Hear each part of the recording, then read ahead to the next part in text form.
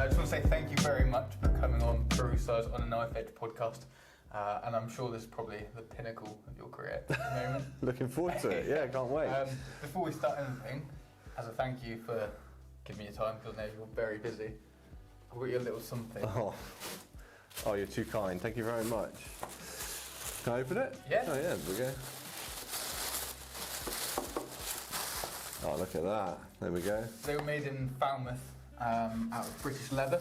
Nice. Yeah, they're rugged. Where's the tannery then, Jeff, for that? That is beautiful, mate. That is, thank you very much, man. Much appreciated. I'll fill that with my lovely knife you gave me as well. So that thing is an absolute weapon, by the way. It's so good. Like it? Yeah, I love it. Oh, you know, it's funny because it's quite a long one because you said because it's fish, like it's good for fish, but. Yeah. I used to use like a Santoku knife for everything, but thank you for that. I just use that now because it's like I just got so used to it, and it just holds an edge amazingly well. Oh, that's really good to hear. So, where would you say kind of like the turning point for you was to become almost like passionate about food and cooking and? Yeah, it's an interesting one because we were always around it. It's quite interesting talking to chefs and restaurateurs now who've got young kids who are like my age, and you know, when your kid starts going to school, what do you do with? We were just always in it. The restaurant was always there. Like before I knew anything, I knew the restaurant was something. It was just a place where mum and dad went all the time, and we spent a lot of time in the restaurant. So it was like we met a lot of, like in the early days in the like 80s when we were real small. There were a lot of chefs coming through, and we had like Keith Lloyd's son was there. We had like Mark Best, John Christophe Novelli came through. Like a load of chefs were coming through because Rick was getting a bit of Dad was getting a bit of a name for himself. So we sort of always it was always there, and then we'd close like in the winter. So we'd have from November till Easter we would be fully closed. So in that time we used to travel and go to France, and then or later on off into Asia and Australia and India and all that gear. And so yeah, it was sort of like it's always just been like hospitality's always been there, and it's something I find very. It's like anything. If my parents had been sports people, you know, I'd find sport. Yeah, exactly. It's not like I had options to do other things. I went to university. I went to the city to work for do some work experience for the city firm, and it was a lot more money than they offered me a job. Would have been a lot more money, but the chairman was like, mate, you can live in Cornwall and build this brand. My guys who work, this is insurance, aviation insurance, they earn a lot of money, but they're, you know, can we swear here? Yeah. Yes, they'll be fucked, you know. By the time they're 45, they'll want to live in Cornwall, and you can just stay down here. So I did, and that was good advice, to be honest. And then once I finished uni, I was just like, I'd always worked in the kitchens up until I got to 16. Then I was front of house. Started to train on on the bar and wine, and then went to school. Finished school, took a year out, and then went to Australia. Worked in some places over in Australia, in Sydney, and in Central Coast, and then was just like, went to uni. And then when I was at uni, I was just like, there's definitely something different about my approach to food to everyone else. It's not just like typical student food, and I'm not saying that I'm not saying I was loads better, but it was just very clear that like whatever I knew and picked up over the years and years and years was a passion, really, was something that I wanted to explore. So I phoned up Stefan, our head chef, French head chef, who we've had 25 years at the Seafood, and I said, when I come back from uni, I'm coming to the kitchen. You know, I've done bits and bobs, I did prep, I did kitchen portering, did 3 summers, you know. So you had the foundations there? Yeah, 3 summers on the pots, 2 summers in the coffee bit, and then I had 4 summers in a year in the front of house. So I was ready. But I knew that you couldn't just drop in and drop out. Like my older brother did it a bit. He'd do like a couple of days a week in the kitchen, the larder section. But I really wanted to give it 100%. So I came back after my uni and was just like straight in as a commie. And it was like that sort of. We had a lot of good chefs coming through at that time. We had Nathan Outlaw come through. James Knappett was there. Oh, Nathan came through. Yeah, Nathan came through. Yeah, James Knappett from Kitchen Table was there at the time. Ben Towell, who went out to open the Gordon with the London with Gordon Ramsay. Another guy there called Mikey, who had opened Anthony's in Leeds. and then went out to New York. And we had like, a whole heap of like, it was a really good time for the restaurant business. We had Alice, she's now runs Caprice Holdings, you know, like it's, yeah. I didn't realise how many chefs you had come through. Oh, loads. I mean, it's the best thing about having a restaurant for that long is because you get to see all these people achieve so much. I remember being at Noma, the first time I went to Noma, and I didn't have a clue what Noma was, right? So I was... Working at Noma? No, I was there for lunch with, I was at the Fat Duck on a stage in their lab with Jockey, James Petrie, who's now with Gordon, but he was... Oh, yeah. So me and Jockey hit it off straight away. I was there for a month or so, just in there. I was actually in there with, it was me, Jockey, a guy from Iceland called Stefan, and then Josh Nyland, you know, who does the fish... He's an Aussie guy, does the whole fish cookbook, whole fish butchery. Oh, you've got to see it, it's nuts. The guy's crazy. Where's he based? In Sydney. He's like, his book is just... he ages fish. If you hear of any of fish butchery coming through, like any of the chefs doing it now, they've all read his book. It's just look him up. It's nuts. He does like 10-day aged like T-bone yellowfin tuna steaks, and he makes like he does like all charcuterie with fish, like salted. Never heard of that. It's nuts. He was there at the time. And then they were like, "Oh, do you want to come to Noma with us?" I was like, "Yeah." It'd just been voted #1 restaurant in the world, and I didn't have a clue. I sort of have heard of Rene, but didn't really. So we went out there, and because they're from the Duck and they're really close with Rene and this, that, and the other. So we had like a tour with him, and I didn't know it was him because he's only about 2 years older than me. Oh. So we went out to they've got this boat where the stagiaires live, and I'm sort of saying after lunch, really good lunch, and I said, "Oh, you know, does the head chef let you just put weight?" Because he's like, "Oh, we do our like experiments in here." And I thought, "Oh, does the head chef let you do it?" And Rennie was a bit like, "Yeah, we can do whatever we want at that." And Stefan's kicking me under the table, and I'm like, I was like, "What?" He's like, "That's Rennie." And I was like, "Oh shit!" So anyway, we sat back down, and he goes, "Oh, so where are you from?" I said, "I'm from Cornwall Restaurant, Seafood Restaurant." He goes, "Oh, we had a chef here. He said it was the best place he ever worked." I was thinking to myself, like, that was James Knappett. I remember thinking to myself, that's like, imagine that. Imagine obviously I felt a bit awkward that I didn't recognise who it was, but the best restaurant in the world, Knappett's now got 2 stars at Kitchen Table, and his favourite time was those summers we all were in the kitchen together, yeah. So that's how it all happened, really, and I just, you know, I just was like, 9 to 5 jobs and me are terrible. I'm pretty, like, much the most scatty, disorganised person in the world, but in a kitchen, just something about the environment, something about the pressure or whatever it is. I know what it is because I figured it out. It's like I got taught from an early age in the kitchen that like there's things that you really like. There's core principles that you just have to live by, and once you know those, you can fit into any kitchen. And it's why whenever I do events and stuff for people, they're always surprised to find me in the kitchen at first thing in the morning, like because you get in early, like. And I had this guy Ben Towell who'd come from Le Manoir Cat Saison, and him and a guy called Dominic who'd come from the Swiss Army. So both of them were like pretty like they were bang on it. And it just taught me like these things, and it's stuck with me. Like in a kitchen, I'm like I can cook for as many people as you want. I can physically stand there, and you know, not that I'll never go down. I've had a couple of times where it's been a bit dicey, but like I can like keep clean, keep organised, this, that, and the other. And then you go out and look inside my car, and it looks like fucking bombs here. But it's like almost like I'm so hyper focused, and that really was like having come from 4 years at uni and just sitting around and drinking Stella and eating kebabs and daytime TV and bowling. It was really something that like, and also like Dad was pretty proud because he didn't want me to do it. He was like, "I don't want you in there." But this was like 2004, and like, you know, Heston was doing this thing, El Bulli, like the Science of Cooking was coming out, Howard McGee's book, like I just absolutely destroyed that book. You know, read it cover to cover every day because I realised that coming to it late, it's a bit like, and it's not like the army, but like in the army of your NCOs, you know, you start. Oh shit! Fucking typical, isn't it? We'll edit this bit out. Yeah. I found this on the web. All right, Siri, Siri, calm down. So it's like in the army, you have like your NCO, so you start as a private and then you work your way up. And they're the boys and girls that start at like 16, 17, you know. And that's like a lot of chefs, you know. And then there's nowadays, because of like the science of cooking and Heston, and it's become so popular, you get a lot of chefs. Like we had James Nathan, who's a MasterChef winner.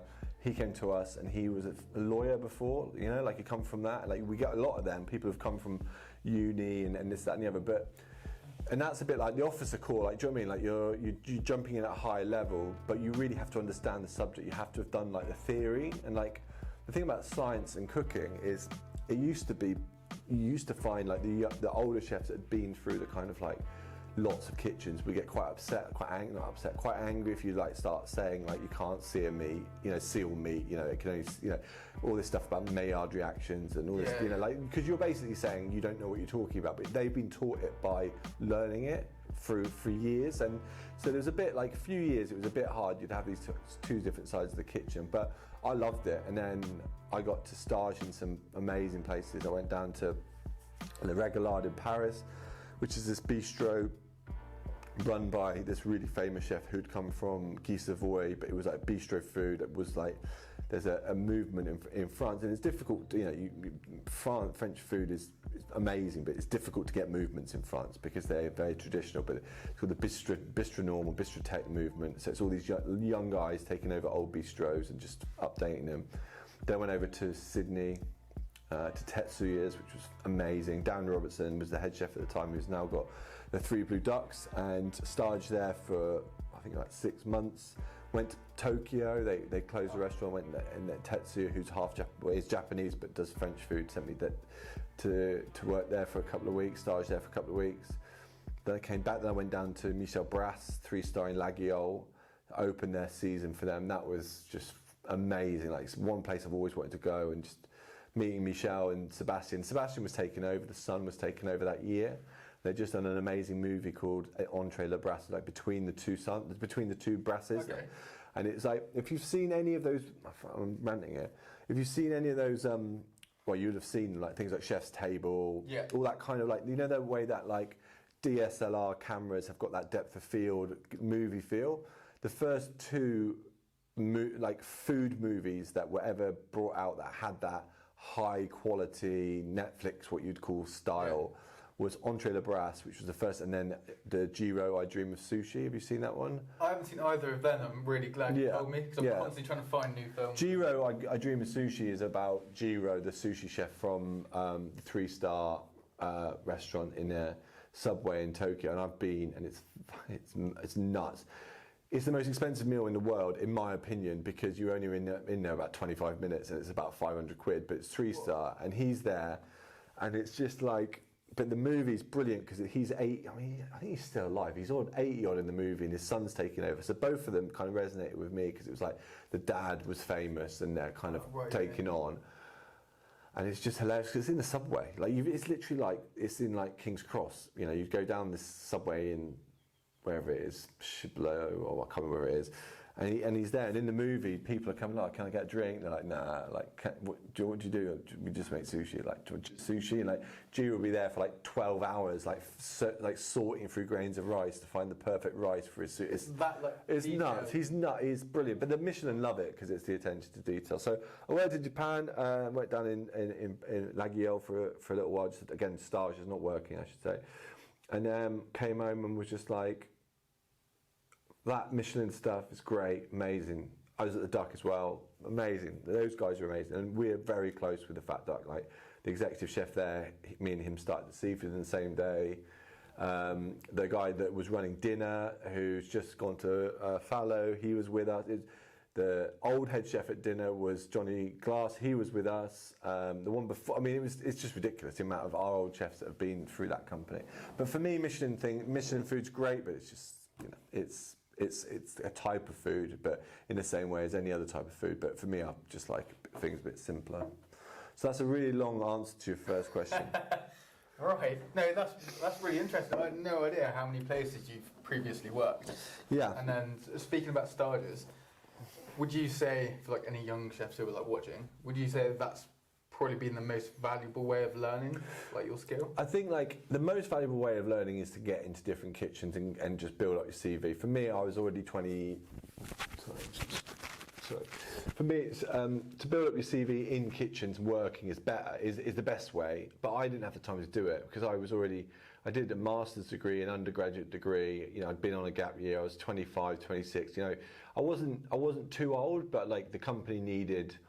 Our company needed somebody within the family to just, from our generation, to just be there and like not manage it and run it and this, that and the other. I let other people do that, but somebody to be there and to be able to tell mum and dad, because mum and dad had divorced like not that far, so, and my brothers, and to keep everyone in the loop. So I couldn't really, as much as I wanted to go off and work in Australia for like 2 years, I could only really do 6 months. So that a stage, if you've got that ability to do that, a stage is great. The one thing I would just recommend is if you're going to, firstly, just try and work as many places as you can. Staging is amazing.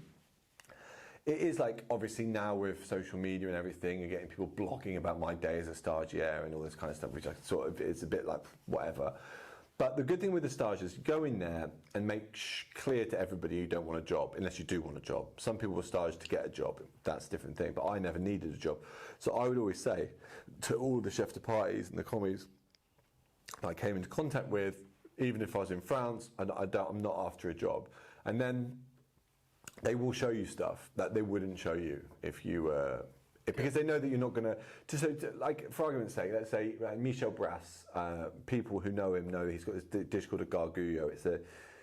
It's just like it's a vegetable dish with about between 10 and 15 different types of vegetables and purees and stuff on a plate. It's round, it looks like a piece of art, it's stunning. It's the thing that like, it's in, to do it, you know, you watch the head chef, Remy, or Sebastian or Michel will just stand there and they'll plate it up and they'll do this and the other. But to get even on the sort of like, and it is a bit of a conveyor belt because they need to blanch or fry or grill, or all the vegetables all done differently.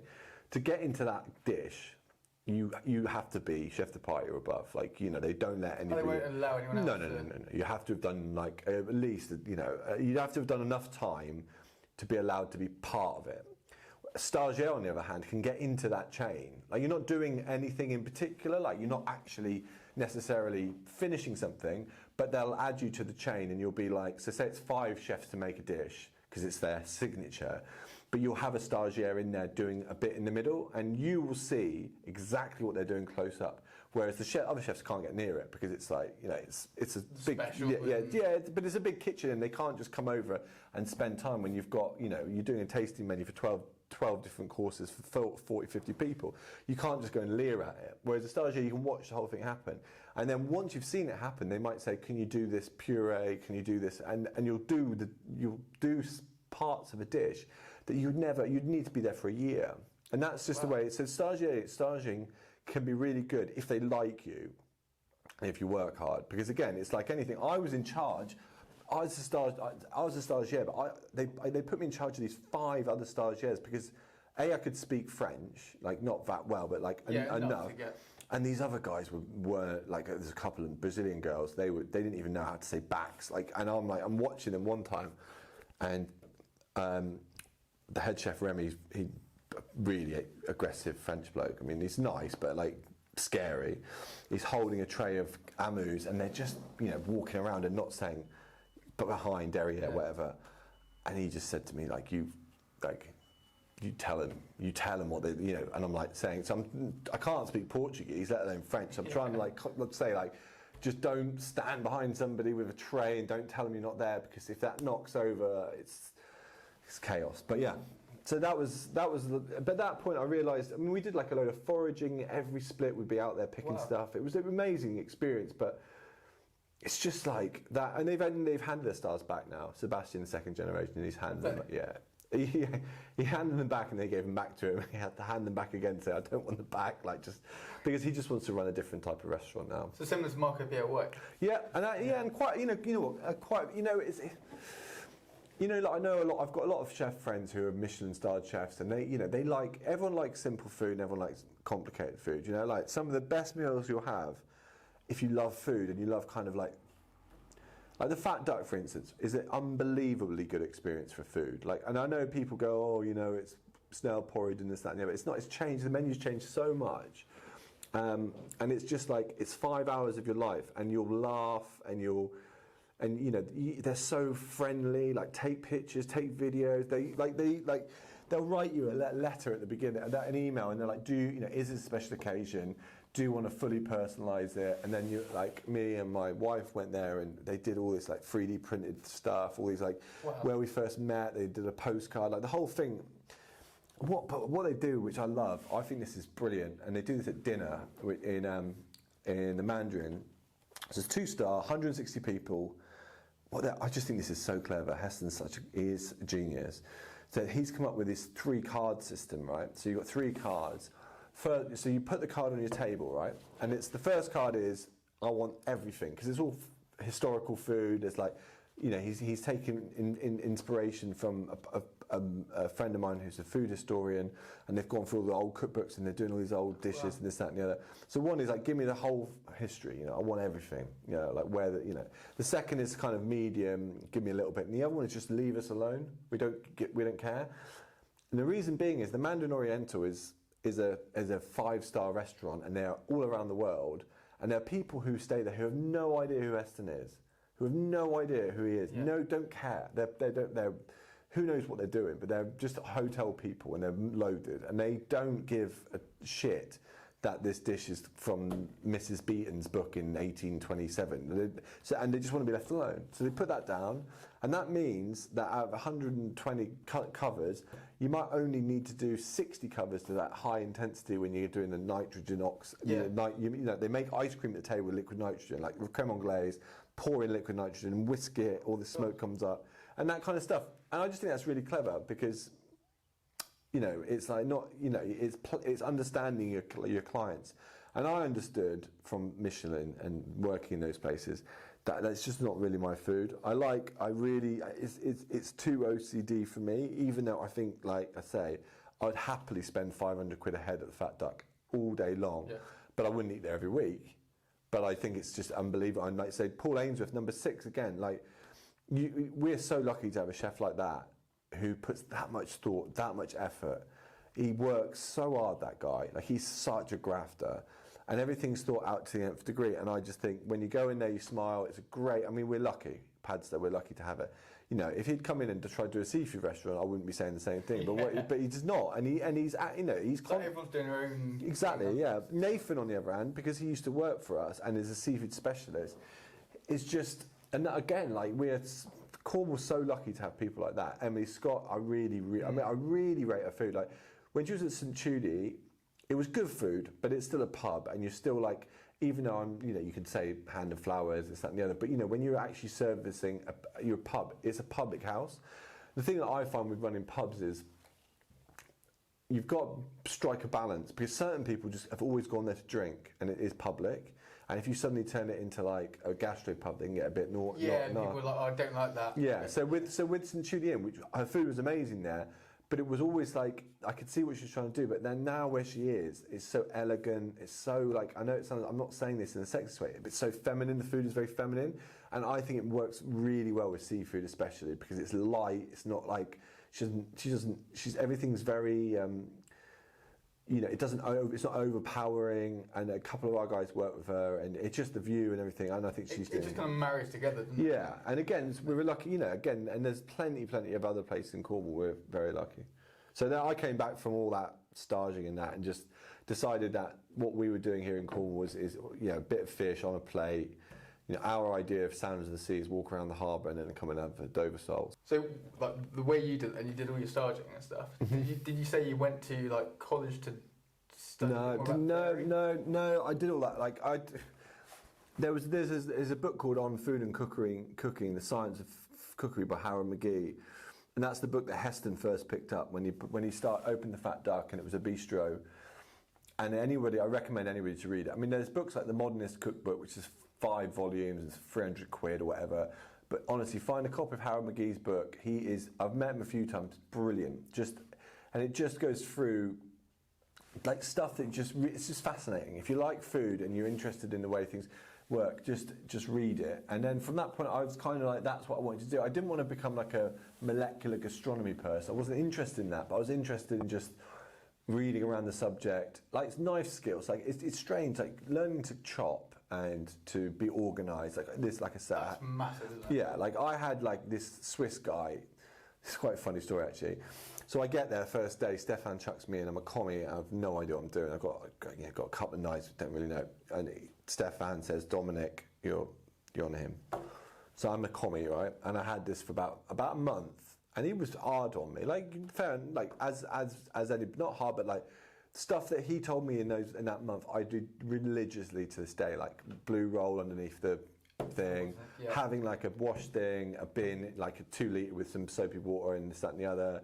Keep working clean, like he taught me all about like folding herbs to chop them, doing one, like, you know, if you're doing tomato concasse, halve all the tomatoes, then petal them, then concasse them, like just do it, well, you know, all that kind of stuff which we all take for granted, and all of that stuff. And then he was pretty hard on me, like he was pretty hard, but I didn't mind because I didn't know anything. And then Dad came in so I started October. Dad had been away, maybe it was like end of November, so about 6 weeks. Dad come in and was like, oh, I'm on an early, do you want to go for a pint? And I was like, yeah, I'll go for a pint. Dominic couldn't understand how the fuck I knew this guy, how I knew him, because Dominic had no idea. No one knew. Well, the rest of the kitchen knew who I was, because I knew them all, but but Dominic didn't, no one said anything. Next day I come into, and he'd baked me a chocolate cake, and it was on my section. I was like, Dom, you don't have to do that. Don't worry. Honestly, I've really appreciated like that. Not how hard you've been on me, just that you've just told me stuff. And I still speak to Dom all the time. He's over in Switzerland working now, and I just like, all I always say, like he taught me a lot about the basics of cooking. So yeah, I mean that's kind of. Yeah, that's the way I did it, and I didn't, I didn't feel the need to go and get a qualification, and I think that's partly because I've lived around a chef my whole life, like Dad. Plus the fact that I was really keen to learn, and it's a bit again. I make the analogy to university only because it's easy. But so university, you lecture theatre, you've got, you know, the back 20 rows are all undergraduates, and the front 2 rows are mature students. The mature students are there writing everything down. I'm at the back half asleep half the time, can't remember any of it. And this is what it's like when you come and you want to do, you see cooking and you see it on TV or you see this, that and the other. I would rather have somebody that just turns up and it's just, I'll teach you everything you need to know, but you just need to have the right attitude. And that's what I had, because I was like, I want to do this. You know, I want to be good at this. I want to be as good as I can be. And I want to cook on the section Dad cooked on. I want to cook on mains at seafood. I want to be able to just stand there on the sauce section and just bang out covers. And I did it. And then you know, worked other places and then came back and went and banged out the covers on the sauce section again, because I like physical cooking. I like the doing stuff to order. Like I do like to be consistent. So there's certain things I just used to think, why the hell are you wasting time? You know, like you've got a base, like it's say turbot sauce. It's got fish sauce, nampla. Sorry, it's got fish stock, nampla, lemon juice in it. Then you bring it to the boil and you Montego butter into it, and then you finish it with fiends herbs. And you'd have people on there with squeezy bottles. And one day they'd have fish sauce in a squeeze bottle without a lid. Next day they'd have a little one. Like, do you know what I mean? Me and Ed Cook, who's now the exec chef for the Fat Duck Group, across the whole group, me and him were going, like, let's just like make a base. Let's put fish stock, lemon juice, fish sauce, make it so it's the right thing, and then it's like 1 ladle of that, and then 5 knobs of butter, and then it's the same all the time. So I want it to be more consistent, but I also love just cooking by the sea. I love it when you're just in the shit and you just like, you see the checks, and you're like, I'm gonna smash this out. I'm gonna smash it out. It becomes so daunting, doesn't it? When that machine does not stop, like literally making that noise. See, one of our chefs used to turn it off. I'm like, what are you doing? Really? Yeah, he used to turn But like, I mean, there's been times when I've looked at seafood, especially because you can do like 220 in lunch, or dinner, and twice a day. And there's times when you're looking at it and you're cooking. You know, the menu's huge there, and you're like, you know you're going to get absolutely. I mean, I don't know. Maybe the chefs around me at the time would say something different, because I used to combine a lot. I put a lot of food up at the same time, and I'd always have 2 people plating. I'd be like, I don't give a shit. Give me 2 people plating because I'm going to get through this, but it's all coming up. So be ready. But yeah, I just loved it, and you know what? I love the camaraderie in there. I love like the fact that you do an office job. You know, in here, if I'm in here, like I'm literally, like, I look at I'm like, is it 5 o'clock yet? I'm like, it's like 11:30. I'm like, how? Like 11:30 in the kitchen. You were in there at 8. 11 o'clock comes, so I don't know. It's so quick, isn't it? So quick. And then service. And then 11 o'clock, we set the kitchen for service, as most kitchens do. Excuse me. And then you keep prepping, and then service starts, and then before you know it, you're like, it's out of service, and you're back into it, and then before you know it, it's done. The day's done. And I just love that because it's like I get so bored. But when you're in the shit, not in the shit, but you've always got something to do. And you know what? When you've done your we do like late split early, and then you have like an evening off, 2 days off, and a morning off. So like, do you know what I mean? Like you still get. And when you do that and you hand over and the chef who's coming in and you're like showing them around like that, you got backup of that, backup petals, backup Fiend's herbs, you got stock I made this morning and it's all boxed off and you like hand over and you're like, I've done a good job. I mean, not only have I done a good job, I've cooked for the last 4 days, but also like the next guy coming in or girl coming in is boxed and they, and you go off and go to sleep and then have a few days off. But it's something about being in the kitchen like during a busy service.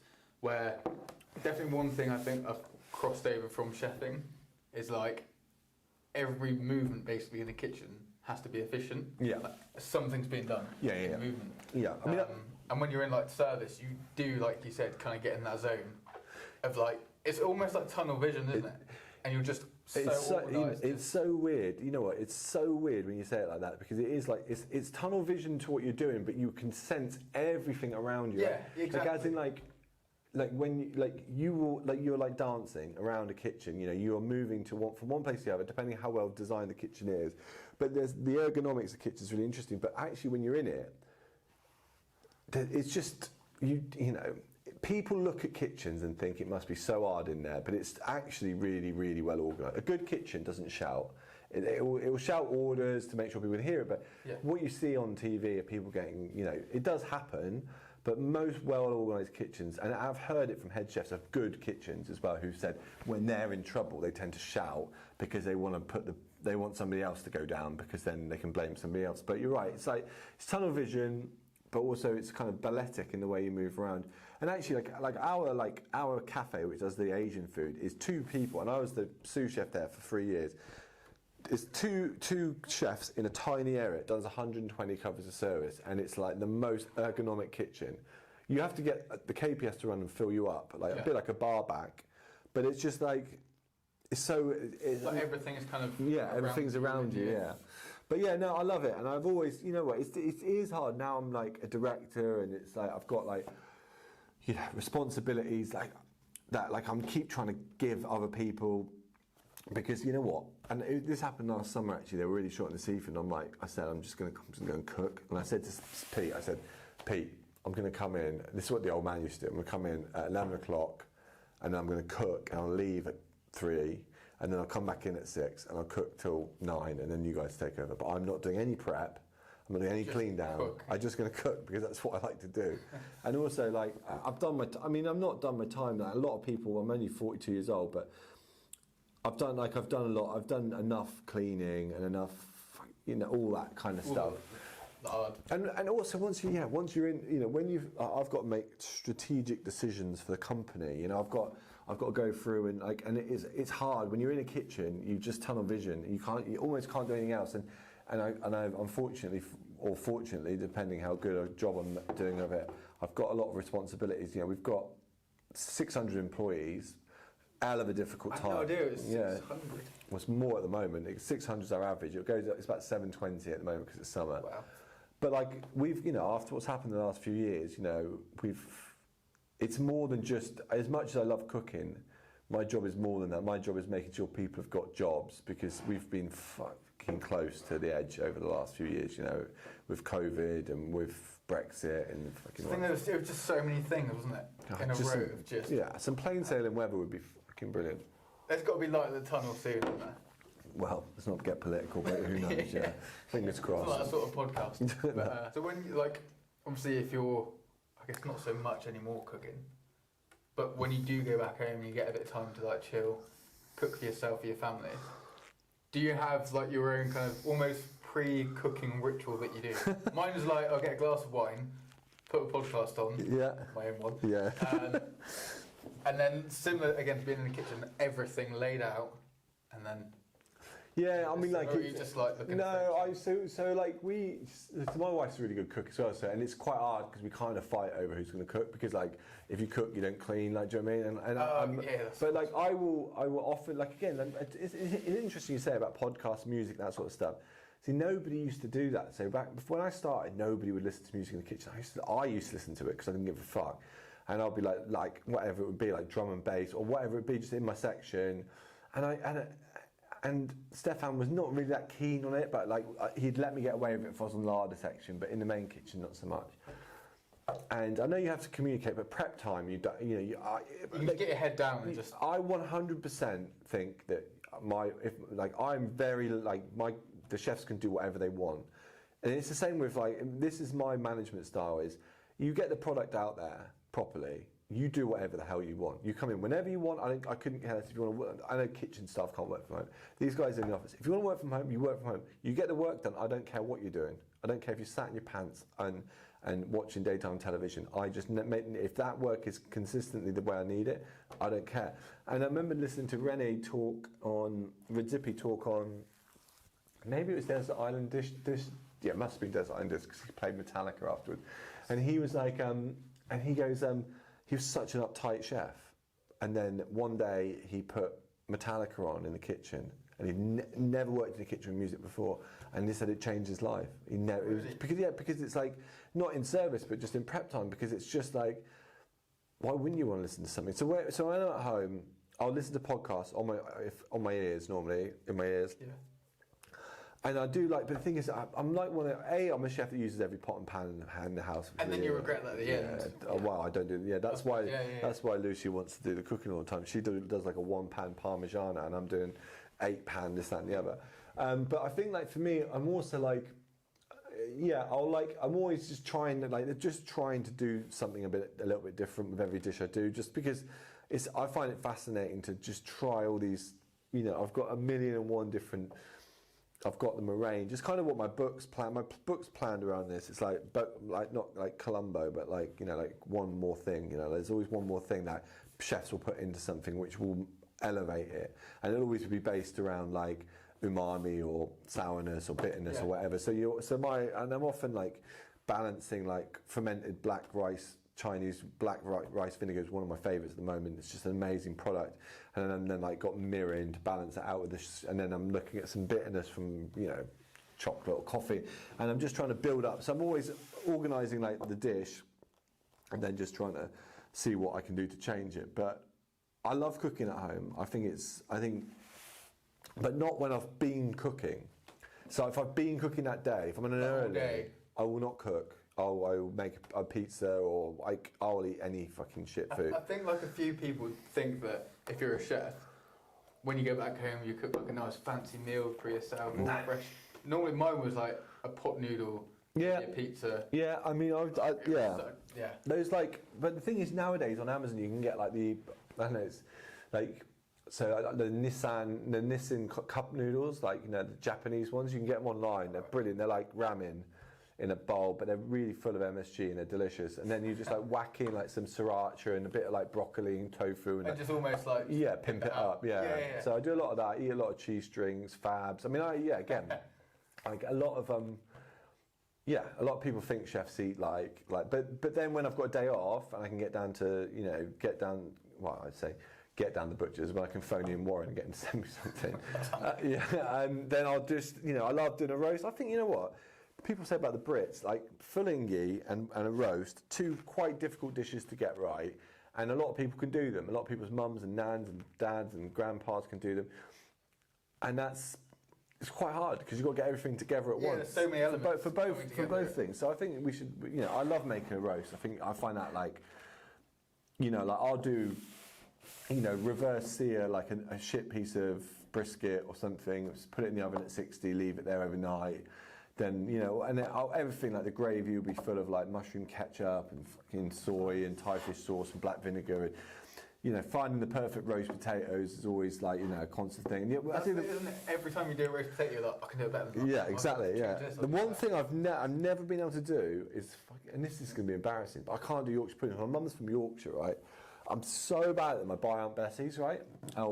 Yeah, and it's so bad. And then the other day, Tesco's had closed, so I couldn't get one. And I was with my kids, Lucy was away, and I was making a roast, because they love a roast. And I was like, and this is so bad from a professional chef. But I've tried the recipes, and people go, oh, it's, equal parts this, but I've tried everything. And I know how to make roast. I'm not an idiot. I know exactly how a batter works. I know the science all behind, like the protein and in the flour and the egg and blah, blah, blah, and all this. So in depth, I know everything about it. I just cannot make it. My gran used to make the best ones. My mum's from Leeds. And I went on TikTok. And That's not a good way to start it. And I put in Yorkshire puddings, right? And there was a woman there, and she had about 32 likes on this video. And it was one of them ones where it's not like all AMSR, and it was just a lady, and she had a thing. And she had a bowl, 240 grams of flour, made a well in it like she's making pasta. Okay, yeah. Put 4 eggs, I remember the recipe, 4 eggs in it, mixed it together. But it's lumpy as shit, a bit like a tempura, when you don't mind having a few lumps in it. Yeah. And then she's added, I think, 140 flour, 4 egg yolks. And then she's added 240 or 250 milk. She's kind of mixed it together, and it looks dodgy. And I'm like, she puts it in the fridge, comes out, it's got that fridge look, where the batter's been resting. Oh, yeah. And then she's salt in there, mixes it up, does the usual stuff with the trays. And these things come out amazing. They were amazing. And I wrote a little note on there saying, I've been a professional chef for fucking 15 years, and this is the first time I've made them. So yeah, that's my favourite thing to do. Are you sure she didn't know? Did you see her put them into the oven? I saw her do. I didn't even look at her result, to be honest. I just was like, bang, I'm done. And then I'd seen him rising, and then I just wrote them out. I didn't even finish. Hers could look like a bag of spanners. Yeah, it could look terrible. Or she could have got some Aunt Bessie's. Yeah. And pull them out like ease. Cool. So you've also done Cooking with the Stars recently. So talking again about the kind of fundamentals of working in kitchens, out of everyone you've kind of witnessed cooking on there, yeah, have you seen any kind of natural talent or organised, clean? Yeah, well, so there's been a lot. So we've done 3 seasons of it now. First season I got to the final with AJ Adudu, and she was amazing. She was brilliant. She was just like, she wrote everything down. She was like revising at home. So she was like key. But the thing is, you know what? It's funny because she went from, before that she'd done like a few things. She's an amazing woman, so talented. But after that show, she went on Strictly. She does everything now. She's amazing. I mean, we just talk all the time. She's a beautiful lady. She was so good. But the problem is that I let her down because so at the end you have a signature dish. And all the ingredients have to come from M&S, right? So, which is fine, which is good, but it means you can't get things like turbot and lobster and crab and whatnot. Oh, okay. And the lady, so the first season, the lady was organising it all, was really stressed out. And she's like, oh, the chefs are kicking off. And I'm like, I don't care. Don't worry. Just don't worry about me. I'll make something up like that. So I just made up a dish. I'm like, we do lamb with pickled cucumber and mint, this, blah, blah, blah. Anyway, did this dish. Nice. In my head, just never cooked it before, never did. And we got to the final, so I've got Nish Katona, who's amazing. She's got Mowgli restaurants, Indian restaurants, right? Oh, I've heard of them. Yeah, and she's amazing. She does a great British menu. And she does, so her signature dish is a chat bomb, which is a pani puri, which is a water puree. So it's like a small, puffed up, little Indian crispy bread thing filled with just always made, and it pops in your mouth. And then on the other hand, she was with who was a celebrity? I can't remember who it was, but it'll come to me. And on the other hand, you had Denise Van Outen, who and Francesco Mix. Francesco, yeah. And Francesco's like a gun, and his signature dish is this langoustine tail gnocchi with it's just like. And I'm looking, because I never expected to get to the final. And I said to AJ, AJ, I'm so sorry, like this dish is, and they're like, this dish is on their menu in all their restaurants. I'm like, mine's not. So second year, so we lost out in the signature dish, right? And then, but she had never been into a cook-off, so which is where you, and we'd won every round. We hadn't even come close to losing. We beat Francesca in Italian week. And then the second season had Maura Higgins, and again, she was different, right? She was very different. She did not write anything down, but she took it on board. She was on board, man. She was banging, right? She was so good. We get to like the final, the semi-final, and she has not lost a round again. And the thing is, everyone starts saying, oh, you know, you're going to win. Everyone is going, you know, you're going to win, you're going to win. And she really feeling the pressure. And I said to Maura, because Maura's again a beautiful, really intelligent, successful woman, but she hasn't been in a cook-off. And I said, listen, you just be careful, because I know that AJ in the semi-final did get put into a cook-off. I should say she did do one cook-off, but we didn't lose the round. We actually, our dish was better, but like I felt like it's a bit, it's a light-hearted show, so I'm not going to bag on it. It's a brilliant show. But obviously you've got people there who've got people already in the final and they're judging the food. So there's a bit like, anyway, she put this dish up. So we did this khao soi. Do you know khao soi? It's like it's a northern Thai noodle dish, yellow noodle soup with like crispy noodles from Chiang Mai. And I got the recipe from John Chatrasank, and he's like Anglo-Thai, he's half Thai, worked at Somsat, worked at Nam in Bangkok, banging chef. This dish is absolutely banging. And what I did, which none of the other chefs did, and I never told them, so what I would do is, so we did chicken with it. What I would do is I'd set my oven to 60 degrees, and I'd be like, right, sear the chicken off, chuck it in the oven at 60, and then just, it'll be ready, and you can't overcook it. So we made the dish, and then it was like, it was the best thing she'd ever cooked in any round. And they didn't, and she lost by one vote. And it was like, one of the things was like, it says it's a noodle soup, there wasn't soupy enough. And I was just like, So I think her and AJ were the two best cooks I ever saw. Chris Eubank had this year was not so good. Yeah, it was a bit not good. But I would say out of everybody, probably the best chef the best celebrity that we've had was probably Harry Judd, who was with Niche. Oh yeah. From Busted. Yeah. Because he doesn't drink, so we were all getting hammered every night. Me and Johnny Vegas would be up to like 3 a.m. drinking, and like Harry would just be like, you know, they're reading cookbooks. Yeah, and like swatting. But also Niche was a fantastic but I think he was the best, I would say. Okay. But funny show, good fun. Looks good. Was it Harry who did MasterChef as well? Harry won Strictly. So he just wins everything. He's just one of those blokes. People. He's the nicest bloke in the world, but he's just one of those. He's just good at everything. He's brilliant at everything. Yeah, he collects old cricket bats as well, which makes me laugh because we both love cricket. Yeah, I did see you're quite into cricket. He loves it. He like collects bats from the 90s. Does he? Yeah, he's bad for it. I'm also like very much into cricket. Yeah, and you won't believe what happened to me at a game against was it Scythians? Some local club around here. Yeah. I was batting, was doing really well. Managing to get a couple of nice like pull shots in. And you know when you're out there, you feel comfortable. Yeah. I was like that, and then this guy bowled a full one to me. Went forward to like drive it, made like connection enough just to kind of hit it off a little bit, and then as I kind of followed through the shot, because it was a warm day, the bat came out of my hands. No. Literally went slow motion. I watched it go into the air. Over my head. No. Straight on the stumps. And I was standing there looking at the umpire like, is that out? Can you call me back? Oh, that's a nightmare. It's funny, I've had a few cricket cooking stories. I cooked for the Sri Lankan cricket team.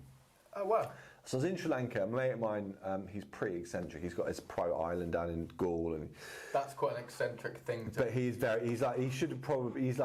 thinks he's still in the empire sometimes. He's a bit of a funny one. But anyway, he was like, "Do you want to cook for the Sri Lankan cricket team?" And I said, "Yeah, absolutely, no problem." So I met like Sangakkara was there, Dilshan, and they all come in. I was in it's in the Lighthouse Hotel in Gaul, and I had this little private room cooking for 50 people. Had a group of like 6 or 7 guys with me, like loads of help, banging out like just a bit of tuna carpaccio and blah blah. And all the cricket team are there, and they're playing a game against somebody at the cricket ground. And I was just like chatting to them and talking about some of their charity work and blah blah. Anyway, then Jeffrey, who's the guy, brings in this lady, right? And she's got like one eye missing, and she's got like a big like thing, like where like a big scar across her face. And he was like, "Hi, this is so and so. Oh, nice to meet you." Blah blah blah. He's like, "Oh, she used to be the Prime Minister of Sri Lanka." I said, "Oh, well, nice to meet you," like that. And she goes out. I turn around. All the chefs are gone. They will not cook for her. They like whatever happened in that country between like the people. It'd be like Margaret Thatcher in mid Wales. Oh, like, do you know what I mean? Like, yeah, do you know what I mean? Like, whatever she had done to this community of people, whether they were Tamil or whatever, they weren't cooking for her. So all my chefs left, all of them. So me and this one other guy who's from India who didn't care. Just had to cook for 60 people, and it was an absolute disaster. Oh my God. It wasn't a disaster. Food went out. Pulled it off, but yeah. You always do, but yeah. But that was a good time. And then going back now to like cooking. Well, that was cooking, so it's relevant. With like the whole empire you're building. Yep. Have you got any more plans for the future? So we're like, yeah, obviously COVID, Brexit, you know, we've had a few kick-ins, you know, we like a lot of restaurants, had to take on a lot of extra borrowing, so we're just finally getting that sort of paid down, and once that's paid down, which is, you know, we hopefully have a good summer now, we will be in a position to invest, and we're looking to invest in our own estate, so stuff we already own, whether that's more bedrooms and things like that, because it's a good part of our business model. But we're also looking at acquiring new sites again, and yeah, that's this. I'm going to visit some sites tomorrow, but again, just speculative at the moment. But you know, we're sort of seeing this year as a bit of a fallow year, sort of a bit of a difficult year, but a bit, you know, trying to just make a profit really. But we're more confident for next year and the year after. So while there are potentially some bargains out there in terms of commercial, retail opportunities. We're just looking. So yeah, and then we've obviously got our online business, which is just going great guns. And is that all the food boxes? Yeah, the food boxes. We do a wet fish shop now as well. So and that's really with Matthew Stevens from Matthew. Oh, yeah. So he basically boxes it up for us. We sell it. And it's and we're looking to do more of that, and also expanding into like Cornish kind of products, whatever anything that people like, Cornish ware, stoneware, whatever it might be. Nice. We've got our own range of plates which we're doing with just a bit like a kind of using our brand to kind of connect with artists and showcasing some art on there that people can buy online and all that sort of stuff, and that's kind of a project we're ongoing at the moment. And then the old man's doing a new show in around the UK, which I've just finished filming a few bits with him. And then I'm just doing I've got like Steph's Packed Lunch Channel 4, which I do regularly. I've got a couple other bits in the pipeline again. Like everything, like it's TV and all that sort of stuff. You just kind of don't. I'm lucky that I've got a day job, because it doesn't. It's not, you're not retiring on that money, but it is good exposure, and it's just about promoting the businesses really, and just making sure that the very difficult time we've had over the past sort of 3 years, but especially over the last 12 months, we can just weather that storm and make sure that we're fit and healthy to go again when things get a bit better. I think it's good as well, like you said about getting exposure, but then it's been really nice for because I watched like Rick Sides Cornwall quite a lot, and everything, and all you kind of guys do, and it's clear to see that you're kind of helping give other little businesses exposure as well. Yeah, that's nice. You know what's funny though? It's because the Cornwall show. So that was Rick's first TV show in the UK since 2002. And people don't believe it. Yeah. Like he did Food Heroes 1 and 2, and after that he went France, Mediterranean, in Far East. To Venice, to Istanbul. I'm not going to go for them all, but he all the way in, all outside the county. Because of COVID, he wanted to do Italy. He was supposed to be doing Italy, but he never got round to it. And then that was the first English one he'd done, and it was so well received. They did 3 seasons, which you couldn't believe on one county. But yeah, or 2 seasons. It seems like there's because I didn't realise some of the restaurants or artisans or things. I didn't realise how many there are in Cornwall. Yeah, and it's good. I mean, it'd be nice for Devon to get some love really, but the new series has got a bit in Devon. Is it? Yeah. See you later. That's cute. Has there been any way you found, like, on your travels around Cornwall, like any little hidden gems that? Yeah, I mean, I often say the same. I often say the same. I think the Gypsy Kitchen in Polesdale, our old restaurant manager and one of our old chefs run that down there. And you know, again, it's basically like they'll do little feast nights, a bit like the Hidden Hut, you know, that kind of idea. But they're just starting out, and that's really good. Their Four Boys Cafe that's open in Rocks, pretty good. Like again, newish. Always shout out the Gurnard's Head. I just think it's great. I just love it down there. You know, like I said, it's a place I go a lot. And then Simon's Pub, Standard Inn, Simon Stallard's Pub. Oh yeah. It's again Sunday roast, well worth a look. I love the Chintz Bar in Falmouth. A friend of mine who runs that, and it's not really food, but like, you know, I just think it's just such a cool place. Yeah, Falmouth's got a lot of cool places. Obviously now the place like Nancarrow you know about. And I think like what Prawn are doing at Barnaby's down on the at the Trevithick Mill is really good. Again, like they're really. I've been in there. Do you guys have like something down there as well? No. But they've taken that on, and it's really good. So, what else? I'm trying to think. I tell you what, the Fat Pepper in Weybridge sub sandwiches. Honestly, man, Jesus. Yeah, the guy's. He works a bit at St Q again, St Q Highway, St Q Inn. Yeah. He works a bit there, and mate, he does ramen, and he does some other bits and bobs. But he makes his bread. He makes these Subway sandwiches, like sub sandwiches, and they are just like. And he's just got like. Have you heard of Liquid Death? Do you know what Liquid Death is? It's like a water, but like all the people who are not drinking because it's in a 500ml can and it's sparkling water, but it looks like alcohol. Yeah. So it's like when I'm not drinking, I'll drink Liquid Death, and he's got that in there, and he's got like those cool like Dalston drinks But honestly, the sandwiches in there, I'm like, I can't get. I might park by Yummy's, the kebab shop. It's about 100 meters. I can't even stop. What did I have? He had like a larb one the other day, which was really good. I have like standard. There's a bee sting one, which has got like peppers and it's a bit like a BMT kind of style. And then he had a Garfield in there the other day, which is like lasagna and melted cheese. And I'm like, a lasagna in there. But honestly, like definitely, it's worth a trip to Weybridge. It's just behind Barclays. Fat Pepper, big shout out to them. There's a nice sushi bar actually in Newquay called it's on 4th Street. Can't remember the name of it, but they do like a really cool little fusion-y kind of number with some, and it's just good to have a sushi bar because there's not much of that down here. No, I'm looking to turn. We've done some tests in the deli and it flies out. So I think next year our fisheries bar, which at the moment is an oyster bar, I think we're going to turn that into a sushi counter because like in Australia you go to like a wet fish shop and there's like literally wet fish and then there'll be a bloke or a woman there with making sushi and there'll be a sushi bar because it makes sense, doesn't it? It's like how fresh could you want it? Like it's like some of the bass on the counter in that thing have been landed like an hour ago, you know. So yeah, that's a good place in Newquay. Have you been to Bango in Penrith? Bango Kitchen, yeah. So he was an old chef of ours.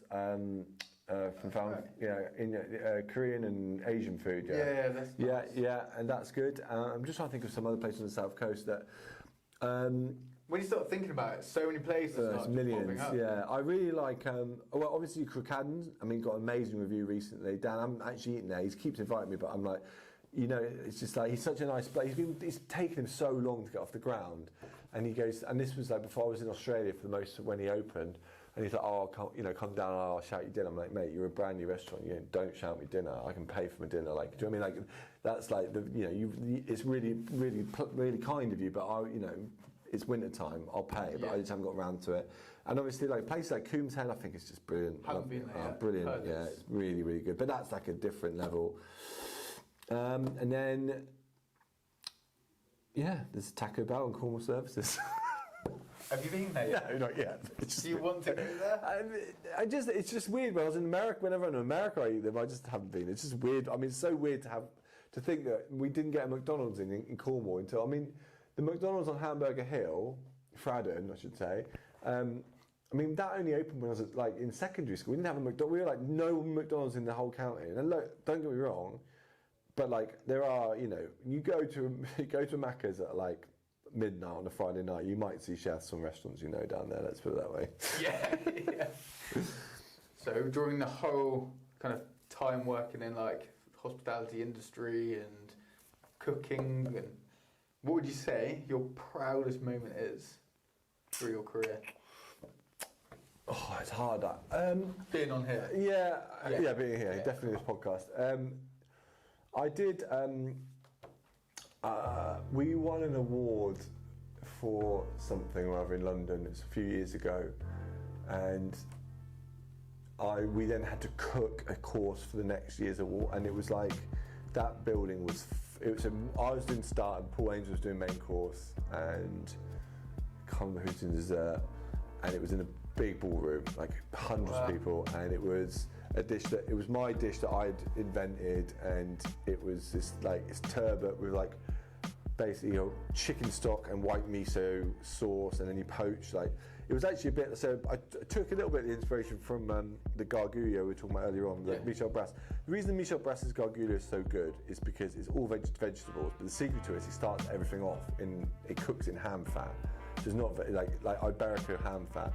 So a bit of Iberico ham fat in the pan, whatever season or so, a bit of courgettes, and you just fry that off, and then you just poach it just for like 30 seconds in this liquor of chicken stock, confit lemon zest, and white miso.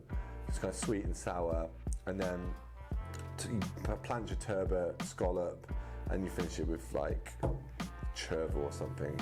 And we did that. It was like 200 people, and in fairness, and it was like the first time I'd done a dish that everybody was eating. That wasn't one of Rick's dishes. It was 100% my dish. And I'd done loads of other dishes, but like I thought to myself, that's the dish I want them to taste of our. And like when they chefs like sat and those that were coming up to me and saying how good it was just like I felt really proud. Admittedly, and I'll be honest with it, like I actually got John Walton from Number 6 did most of the work because I was on my own, and Paul had brought like John and a team. I had just me and like a couple of the guys from the hotel, and I said to John, because I worked with John at Seafood before he went to Number 6. Oh, right. And he taught me a lot actually, and I said, look John, do you mind just finishing it? I'll start doing the first 100. I said, do you mind if I just go out there and just watch people eating it, just because I want to see the reaction and that. Yeah. So that was probably my proudest moment, I think. Thank you very much. Much for appreciated. Being on, mate. I know how busy you are. No, it's no problem. I enjoyed it. Thank you.